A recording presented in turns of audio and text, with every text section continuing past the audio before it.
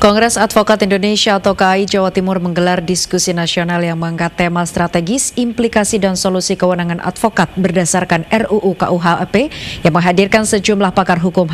Hasil diskusi ini akan dibawa ke Komisi 3 DPR Republik Indonesia sebagai masukan untuk RUU KUHP.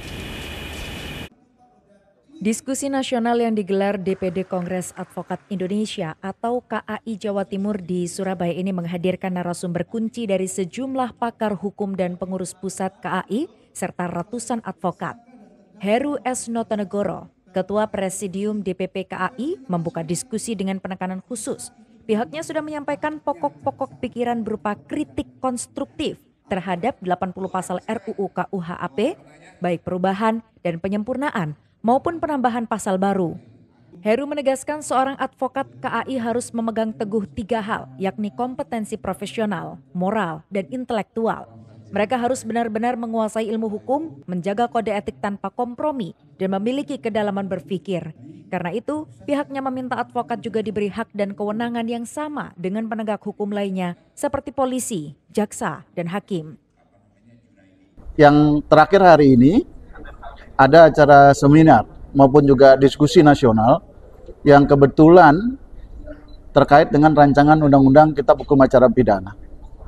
Jujur saja, pada tanggal 6 Mei yang lalu kita sudah menyampaikan pokok-pokok pikiran kita, bukan lagi sebatas wacana maupun konsep, tetapi kita sudah mencermati dan mengkritisi pasal demi pasal. Yang kita usulkan ada 80 pasal, baik itu perubahan, penyempurnaan maupun juga pengurangan bahkan penambahan pasal-pasal baru. Nah, hari ini teman-teman di Jawa Timur juga sekaligus melakukan pengangkatan untuk advokat baru. Sementara itu, Profesor Dr. Hufron, pakar hukum tata negara yang menjadi salah seorang pembicara dalam diskusi nasional ini memberikan pandangan mendalam tentang posisi advokat dalam sistem peradilan pidana. Hufron menegaskan RUU KUHP harus mempertegas kewenangan advokat sebagai aparat penegak hukum mandiri. Advokat tidak sekedar memiliki hak dan kewajiban, melainkan tugas dan kewenangan yang dijamin undang-undang. Hal ini bukan hanya soal hukum administrasi, melainkan otoritas profesi.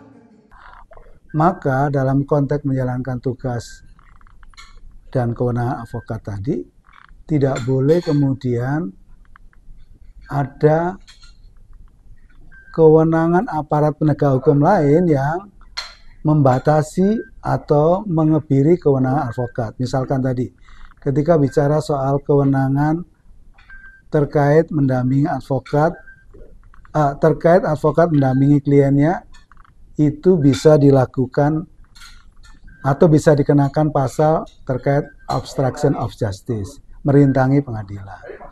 Diskusi tersebut mendorong perluasan peran advokat dalam sistem peradilan, di mana seharusnya tidak hanya mendampingi tersangka atau terdakwa, tetapi juga saksi dan korban. Hal ini sejalan dengan prinsip keadilan restoratif yang membutuhkan pendampingan hukum secara menyeluruh. Dari Surabaya, Ali Husnan melaporkan.